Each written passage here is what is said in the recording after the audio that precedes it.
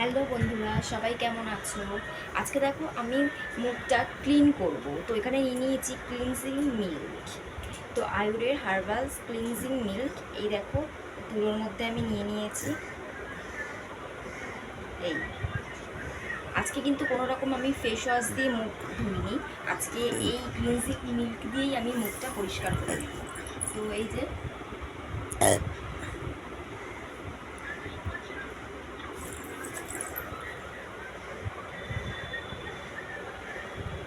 তো এই cleansing milk দিয়ে মুখটা পরিষ্কার করে নিলে তোমার মুখটা পুরো পরিষ্কার হয়ে যাবে। তারপরে তুমি তোমার পছন্দ অনুযায়ী যে যেমন ফেস ওয়াশ ইউজ করো সেই ফেস ওয়াশ দিয়ে মুখটা ধুয়ে নেবে।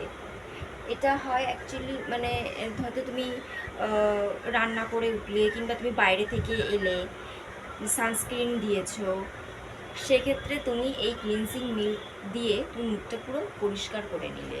তারপরে তো তোমাকে ফেস ওয়াশ দিয়ে মুখটা ধুতেই হবে, তাই না?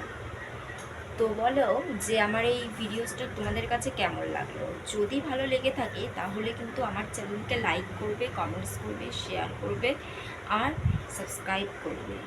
বাই।